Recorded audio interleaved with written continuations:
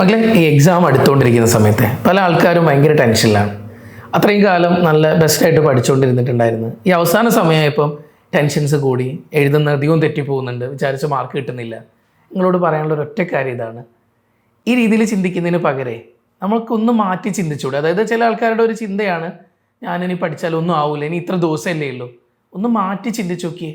ഇത്രയും കാലം നിങ്ങൾ ഈ എൻട്രൻസിന് വേണ്ടി ഇത്രയും കഷ്ടപ്പെട്ടു, ഇനി ഇത്ര ദിവസം കൂടെ ഉള്ളൂ മുന്നിൽ, ഇത്ര ദിവസം കൂടെ ഉള്ളൂ ചിന്തിക്കുമ്പോൾ അതോടുകൂടെ നമുക്ക് ആ സമയം കൂടെ നമ്മൾ ഏറ്റവും ബെസ്റ്റായിട്ട് നമ്മൾ പെർഫോം ചെയ്ത് കഴിഞ്ഞാൽ ഏറ്റവും നല്ല റിസൾട്ട് നമുക്ക് കിട്ടും. അങ്ങനെയാണെങ്കിൽ ഇനിയുള്ള സമയത്തിനെ ഏറ്റവും നല്ല രീതിയിൽ ഉപയോഗിക്കാൻ എങ്കിലും ഒന്ന് ശ്രമിച്ചു കഴിഞ്ഞാൽ അതല്ലേ ഏറ്റവും നല്ലത്. അതായത് നമ്മുടെ മുന്നിൽ ഇനിയും പഠിക്കാൻ ബാക്കിയായി പോയ എന്തെങ്കിലും ചാപ്റ്റേഴ്സ് ഉണ്ടെന്നാണെങ്കിൽ അത് എത്രയും പെട്ടെന്ന് തന്നെ ആ ബുദ്ധിമുട്ടുള്ള കാര്യങ്ങൾ നമ്മൾ ക്ലിയർ ചെയ്യണം.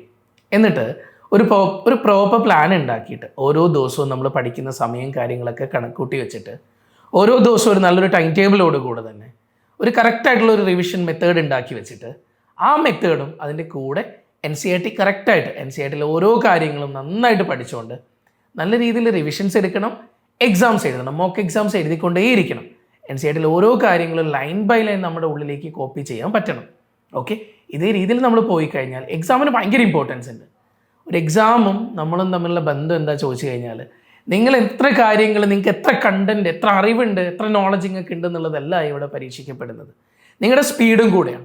അപ്പോൾ നമ്മൾ എക്സാംസ് എഴുതിക്കൊണ്ടേയിരിക്കണം. നിങ്ങൾക്ക് ചില കോൺസെപ്റ്റ്സ് പക്ക അടിപൊളിയായിട്ട് നിങ്ങൾക്ക് അറിയുണ്ടാവും, പക്ഷേ അത് നിങ്ങൾ നിങ്ങളുടെ പേപ്പറിൽ OMRലേക്ക് കൊടുക്കുമ്പോൾ നമുക്ക് പലപ്പോഴും നമ്മുടെ വേണ്ടതായ രീതിയിൽ കൊടുക്കാൻ പറ്റാതെ വരാറുണ്ട്. അതെന്തുകൊണ്ടാണ്?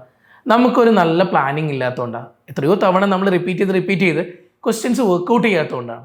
അപ്പോൾ നല്ല രീതിയിലുള്ള റിവിഷൻ ഉണ്ടെന്നാണെങ്കിൽ ഏറ്റവും നല്ലൊരു സ്കോറിലേക്ക് നമുക്ക് എത്താൻ പറ്റും. അപ്പോൾ നിർബന്ധമായിട്ടും നമ്മൾ നല്ല റിവിഷൻ ചെയ്തുകൊണ്ടിരിക്കണം. നമ്മളെപ്പോഴും എക്സാംസ് പ്രാക്ടീസ് ചെയ്തുകൊണ്ടിരിക്കണം. എത്രത്തോളം എക്സാംസ് നിങ്ങൾ പ്രാക്ടീസ് ചെയ്യുന്നു അത്രത്തോളം നിങ്ങൾക്ക് ഏറ്റവും നല്ല സ്കോർ വാങ്ങിക്കാൻ പറ്റും. മക്കളെ, വീണ്ടും പറയാം, നമ്മളിപ്പോൾ JPCൻ്റെ ടെസ്റ്റ് സീരീസിൽ 28ഓളം മോക്ക് എക്സാംസ് ഉണ്ട്. അത് രാവിലെ ഉച്ചയ്ക്കുമായിട്ട് 14ഓളം 10 മൊഡ്യൂൾ എക്സാംസും ഈ 10 മൊഡ്യൂൾ കൂടാതെ ആ 10x2 ഓരോ ദിവസം 2 എക്സാം, അത് കൂടാതെ കമ്പൈൻഡ് എക്സാം 4x2 8 എണ്ണം, ടോട്ടൽ 28 എക്സാംസ്, മൊഡ്യൂൾ എക്സാംസ്, 8ഓളം ചാപ്റ്റേഴ്സ് വരുന്ന രീതിയിൽ. അത് കഴിഞ്ഞ് കഴിഞ്ഞാൽ 22ഓളം മോക്ക് എക്സാംസ്, എല്ലാം കൂടെ 50ഓളം എക്സാംസ്. ഒന്ന് ആലോചിച്ച് നോക്കിയാൽ 50 എക്സാംസിൽ 180ഓളം ക്വസ്റ്റ്യൻസ് വെച്ചിട്ട് ഓരോ എക്സാംസിലും നിങ്ങൾ പ്രാക്ടീസ് ചെയ്ത് കഴിഞ്ഞാൽ നിങ്ങൾ എത്രത്തോളം ക്വസ്റ്റ്യൻസ് ചെയ്യും അല്ലേ? അപ്പോൾ അത്രയും ക്വസ്റ്റ്യൻസ് നിങ്ങൾക്ക് പ്രാക്ടീസ് ചെയ്യാൻ പറ്റും.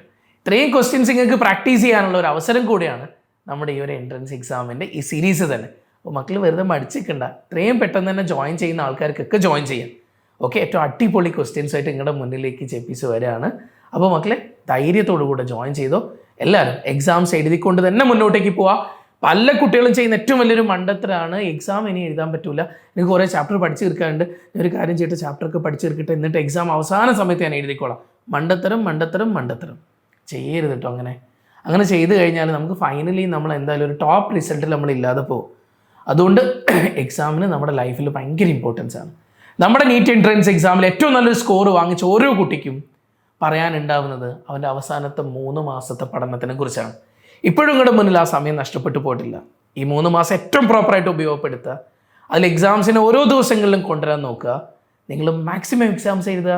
അത് നിങ്ങളുടെ റിസൾട്ടിൽ ഉറപ്പായിട്ട് റിഫ്ലക്റ്റ് ചെയ്യും. മക്കളെ, ടെൻഷനാവാതെ നല്ല മക്കളായിട്ട് പഠിക്കാൻ നോക്ക്.